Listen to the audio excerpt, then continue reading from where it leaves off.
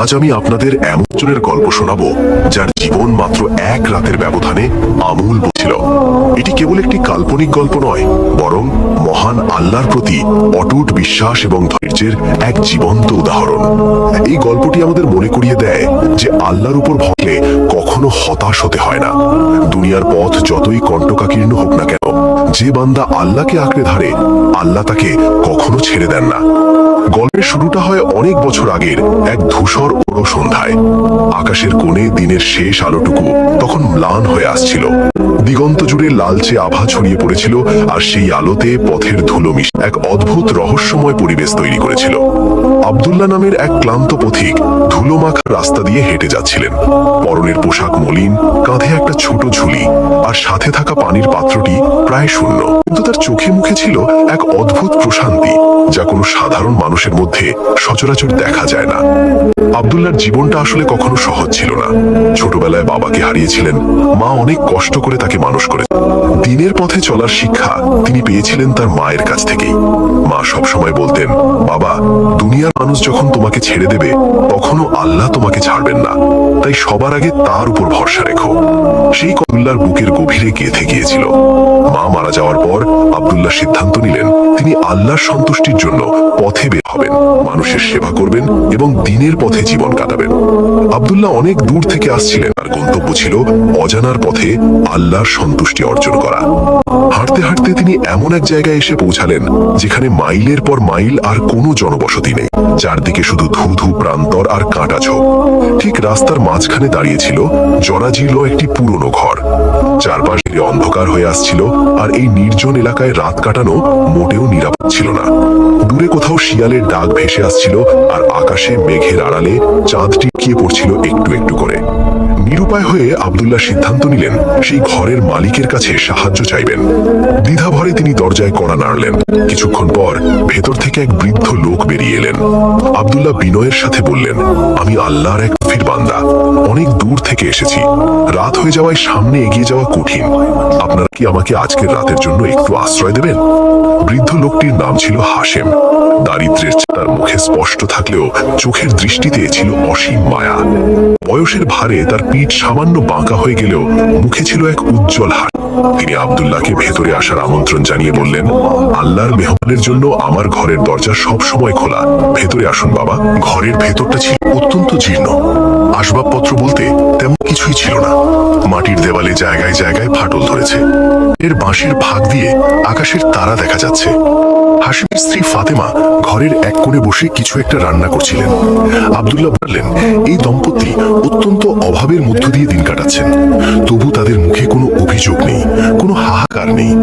হাশেম আব্দুল্লাহকে বসতে দিয়ে বললেন, আপনি বিশ্রাম নিন, পথ চলতে চলতে নিশ্চয়ই অনেক ক্লান্ত হবেন। ফাতেমা তার স্বামীর চোখের ইশারা বুঝে রান্নাঘরের দিকে গেলেন। আব্দুল্লাহ বুঝতে পারলেন তাদের কাছে হয়তো রাতের খাবারের পর্যাপ্ত সংস্থান নেই। তিনি লজ্জিত হয়ে বললেন, চাচা, আপনারা ব্যস্ত হবেন না, আমার কাছে কিছু শুকনো খাবার আছে, আমি ওটা দিয়েই চালিয়ে নিতে পারবো। কিন্তু হাশেম তা মানতে নারাজ। তিনি দৃঢ় কণ্ঠে বললেন, আল্লাহর মেহমান ক্ষুধার্ত থাকবে, আমরা পেট ভরে খাবো, এটা হতে পারে না। আমাদের যা আছে আমরা তা ভাগ করেই খাবো। রিজিকের মালিক তো মহান আল্লাহ। কিছুক্ষণ পর ফাতেমা মাটির পাত্রে কিছু রুটি আর সামান্য সব দেন। আব্দুল্লাহ দেখলেন সেই খাবার দুজনের জন্যই যথেষ্ট নয়, অথচ তারা তা 3 ভাগে ভাগ করে নিলেন। এমনকি নিজেদের ভাগ থেকেও সেরা অংশটুকু আব্দুল্লাহর পাত্রে তুলে দিলেন। এই দৃশ্য আব্দুল্লাহর হৃদয় কেঁপে উঠল। তিনি ভাবলেন, এই মানুষগুলো নিজেরা না খেয়ে এক অজানা পথিকের সেবা করছে। আল্লাহর প্রতি কত অগাধ বিশ্বাস থাকলে এমনটা করা সম্ভব। খাবার শেষে আব্দুল্লাহ তাদের জীবন সম্পর্কে জানতে চাইলেন। হাশিম দীর্ঘশ্বাস ফেলে জানালেন, একসময় তাদের অবস্থা ভালো ছিল, কিন্তু কয়েক বছর ধরে ভালো না হওয়ায় এবং ভাগ্যের বিড়ম্বনায় তারা আজ নিঃস্ব। তাদের একমাত্র ছেলে ইউসুফ কাজের সন্ধান করে গিয়েছিল বছর 3 আগে। তারপর থেকে আর কোনো খোঁজ নেই। মাঝে মাঝে পথিকদের কাছে কিছু সংবাদ পাঠাতো, কিন্তু গত 1 বছর ধরে সেটাও বন্ধ। বৃদ্ধ বয়সের কথা মনে হলে ফাতেমার চোখে পানি আসে, কিন্তু হাশেম তখন বলেন, আল্লাহ তাকে ভালো রেখেছেন ইনশাল্লাহ, তিনি সব জানেন। এই বৃদ্ধ বয়সে এখন শুধু আল্লাহর উপর ভরসা করে টিকে আছেন। হাশেম বললেন, আমাদের হারানোর আর কিছুই নেই বা, শুধু আছে আল্লাহর প্রতি বিশ্বাস, তিনি নিশ্চয়ই কোনো পথ দেখাবেন। সেই রাতে ঘুমাতে পারলেন না। তার মনে এক অস্থিরতা কাজ করতে লাগলো। তিনি ভাবলেন, এই দরিদ্র পরিবারটির জন্য তার কিছু করা উচিত, কিন্তু তার ঝুলিতে আছে মাত্র কয়েকটি স্বর্ণ মুদ্রা, যা তার আগের যাত্রার একমাত্র সম্বল। তিনি কি নিজের ভবিষ্যৎ অনিশ্চয়তার মুখে ফেলে এই মুদ্রাগুলো দান করে দেবেন? এই দ্বিধা আর বিশ্বাসের যুদ্ধে শেষ পর্যন্ত আদি ভালোবাসাই জয়ী হলো। রাতের অন্ধকার যখন আরো ঘনীভূত হলো, আব্দুল্লাহ তখন গভীর চিন্তায় নিমগ্ন।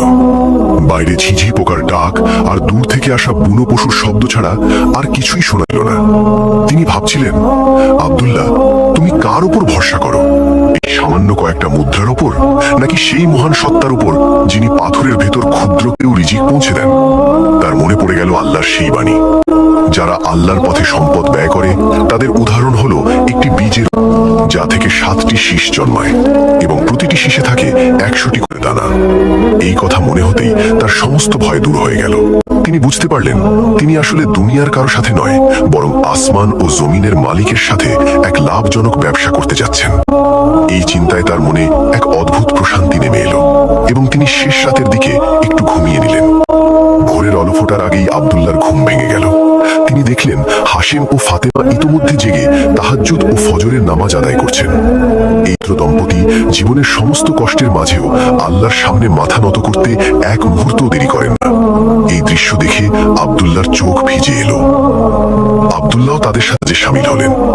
নামাজের পর যখন বিদায়ের সময় এলো, আব্দুল্লাহ হাশেমের হাত ধরে বললেন, চাচা, গতরাতে আপনারা আমার জন্য যা করেছেন তার ঋণ শোধ করার তা আমার নেই। এই সামান্য কিছু মুদ্রা আমার পক্ষ থেকে আপনাদের জন্য উপহার, দয়া করে ফিরিয়ে দেবেন না। হাশেম মুদ্রাগুলো দেখে অবাক হয়ে গেলেন। তিনি বিনয়ের সাথে বললেন, না বাবা, আমি এটা নিতে পারবো না। আপনি মেহমান, আপনার পথে এই অর্থের প্রয়োজন হবে। আপনাকে বিপদে ফেলে আমি এই সম্পদ গ্রহণ করতে পারি না। ফাতেমাও একই কথা বললেন, কিন্তু আব্দুল্লাহ জেদ ধরলেন। তিনি চোখের পানি মুছে বললেন, আমি আল্লাহর নামে এই সিদ্ধান্ত নিয়েছি। আপনারা যদি এটা না নেন তবে আমার মন ভেঙে যাবে। আমি বিশ্বাস করি, যিনি আমাকে আপনাদের দুয়ারে পাঠিয়েছেন তিনি আমার সামনের পথ সহজ করে দেবেন। আব্দুল্লাহর এমন দৃঢ় বিশ্বাস দেখে শেষ পর্যন্ত মুদ্রাগুলো গ্রহণ করলেন এবং অঝরে কাঁদতে কাঁদতে আব্দুল্লাহর জন্য দোয়া করলেন। আব্দুল্লাহ শূন্য হাতে কিন্তু এক বুক প্রশান্তি নিয়ে আবার পড়তে শুরু করলেন। সামনে ধু ধু মরুভূমি আর উত্তপ্ত সূর্য। দুপুর গড়াতেই তার পানির পাত্র শূন্য হয়ে গেল। তৃষ্ণায় তার গলা শুকিয়ে কাঠ হয়ে আসছিল। চোখের সামনে সবকিছু ঝাপসা হয়ে যাচ্ছে। পায়ের নিচে বালু যেন আগুনের মতো জ্বলছিল, আর প্রতিটি পদক্ষেপ যেন পাথরের মতো ভারী হয়ে পড়ছিল। একসময় তিনি অবসন্ন হয়ে বালুর ওপর বসে পড়লেন। তার মনে হচ্ছিল আজই হয়তো শেষ দিন, কিন্তু তবুও তার মনে কোনো আক্ষেপ ছিল না। তিনি আকাশের দিকে তাকিয়ে মোনাজাত করলেন, হে আল্লাহ, আমি আমার শেষ সম্বলটুকু আপনার সন্তুষ্টির জন্য দান করেছি। এখনই আমার একমাত্র ভরসা। ঠিক সেই মুহূর্তে দূরে ধুলোর মেঘ উড়িয়ে একটি ঘোড়াসওয়ারকে আসতে দেখা গেল। আব্দুল্লাহর মনে আশার আলো উঠল। ঘোড়াসওয়ার কাছে এসে থামলেন। তিনি ছিলেন একজন ধনাঢ্য ব্যবসায়ী, যার নাম সাদিক। আব্দুল্লাহর করুণ দশা দেখে তিনি তাকে পানি ও খাবার দিলেন। আব্দুল্লাহর প্রাণ ফিরে এলো। কথায় কথায় সাদিক আব্দুল্লাহর সততা ও ব্যবহারিকতায় মুগ্ধ হলেন। এই মরুভূমির মাঝে মৃত্যুর দোরগোড়া থেকে ফিরে আসা একজন মানুষের মুখে আল্লাহর প্রতি এত গভীর বিশ্বাস ও কৃতজ্ঞতা দেখে সাদিক পেয়ে গেলেন। তিনি আব্দুল্লাহকে বললেন, আমি দীর্ঘদিন ধরে একজন বিশ্বস্ত মানুষের সন্ধান করছি, যে আমার বিশাল ব্যবসা দেখাশোনা করতে পারবে। তোমার চোখের স্বচ্ছতা বলে দিচ্ছে তুমি এক সৎ মানুষ। তুমি কি আমার সাথে কাজ করবে?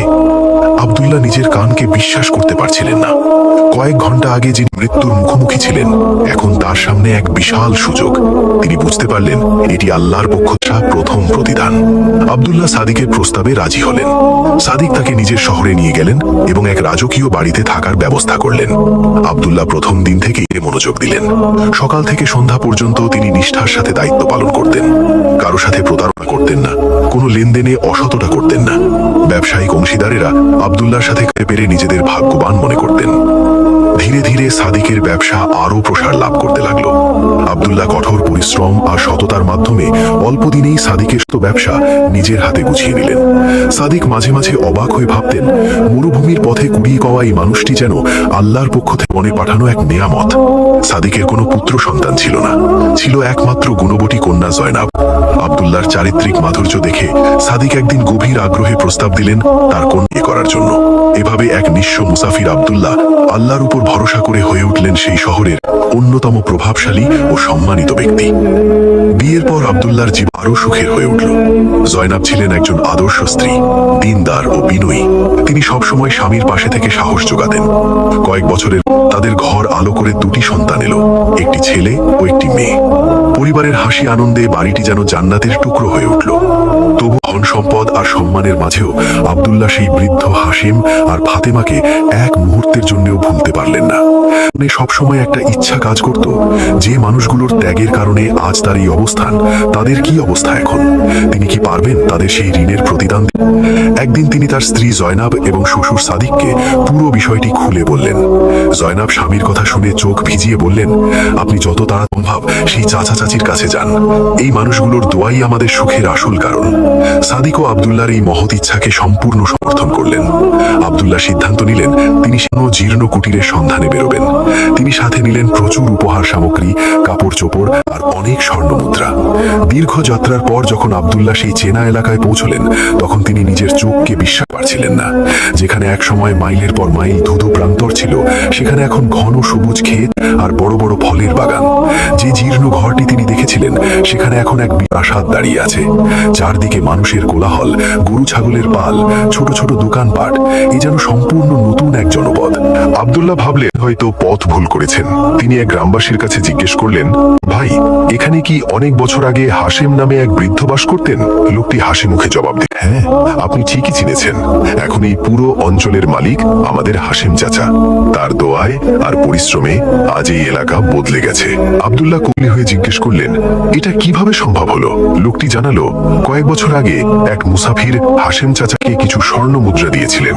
সেই মুদ্রা দিয়ে তিনি কিছু ভেড়া ও উট কেনেন। আল্লাহর অশেষ রহমতে সেই গবাদি পশু থেকে কয়েক বছরের মধ্যে তার পশুপালের সংখ্যা কয়েক হাজারে পৌঁছে যায়।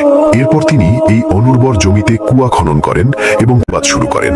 ধীরে ধীরে মানুষ সেখানে বসতি স্থাপন করে এবং এক বিশাল জনপদ গড়ে ওঠে। লোকটি আরো জানালো, হাসেম চাচা শুধু নিজের উন্নতি থামেননি, তিনি আশেপাশের গরিব মানুষদের জমি চাষের ব্যবস্থা করে দিয়েছেন, অনাথ শিশুদের পড়ালেখার ব্যবস্থা করেছেন এবং বিধবা মহিলাদের জন্য কাজের সুযোগ তৈরি করেছেন। গ্রামের মানুষ তাকে শুধু মালিক নয়, একজন পিতার মতো শ্রদ্ধা করে।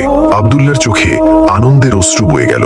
তিনি প্রাসাদের ভেতর ঢুকলেন এবং দেখলেন বৃদ্ধ হাসেম নামাজের পাটিতে বসে আছেন। বয়সের ভারে তিনি আরো নুইয়ে পড়েছেন, কিন্তু তার চেহারায় এক স্বর্গীয় নূর চমকাচ্ছে। আব্দুল্লাহ সামনে গিয়ে দাঁড়ালেন। হাসেম প্রথমে চিনতে পারেননি। আব্দুল্লাহ যখন বললেন, চাচা, আমি সেই মুসাফির যাকে আপনারা একদিন নিজেদের খাইয়েছিলেন, তখন হাসেম হাউমাউ করে কেঁদে উঠলেন। তিনি আব্দুল্লাহকে জড়িয়ে ধরে বললেন, বাবা, তোমার দেওয়া সেই সামান্য কয়েকটা মুদ্রা আমার ভাগ্য বদলে দেয়নি।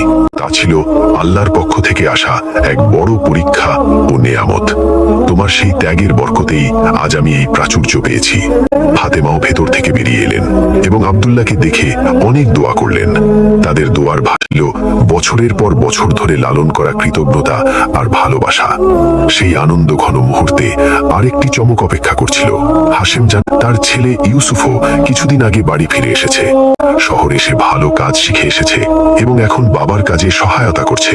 পরিবারটি আবার একত্রিত হয়েছে। এই সংবাদ আব্দুল্লাহর খুশির সীমা রইল না। তিনি বুঝলেন আল্লাহ একটি সিদ্ধান্তের মাধ্যমে কত মানুষের জীবন বদলে দিতে পারেন। আব্দুল্লাহ সেই গ্রামে বেশ কয়েকদিন কাটালেন। প্রতিদিন তিনি দেখতেন এই জনপদে কিভাবে মানুষ সুখে শান্তিতে বসবাস করছে। কেউ না খেয়ে নেই, কেউ আশ্রয়হীন নেই। এই দৃশ্য তার মনে আরো গভীর অনুভূতি জাগিয়ে তুলল।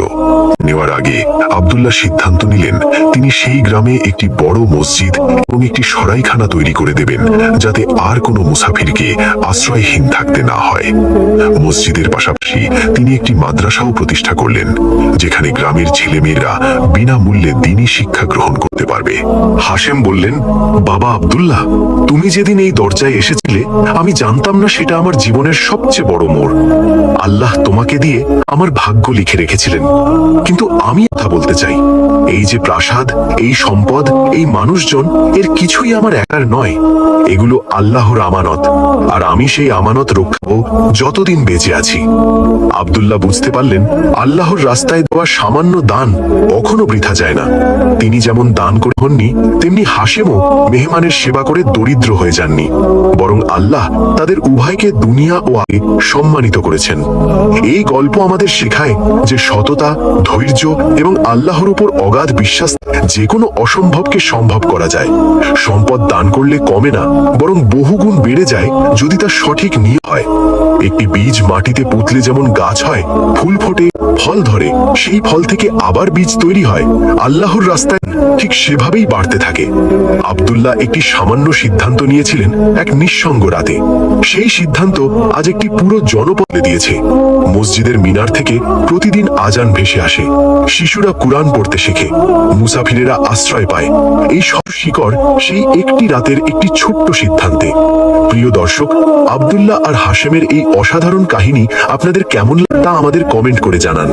আমাদের ভিডিওটি ভালো লাগলে লাইক দিন এবং আমাদের হ্যালো সজীব ইসলামিক চ্যানেলটি সাবস্ক্রাইব করে পাশে থাকুন। আপনাদের একটি লাইক ও সাবস্ক্রাইব আমাদের নতুন নতুন শিক্ষণীয় ভিডিও বানাতে অনুপ্রাণিত করে। আপনারা বাংলাদেশের কোন জেলা থেকে আমাদের এই ভিডিও দেখছেন তা অবশ্যই কমেন্টে জানাবেন। আল্লাহ আমাদের সকলকে নেক আমল করার তৌফিক দান করুন। আমিন।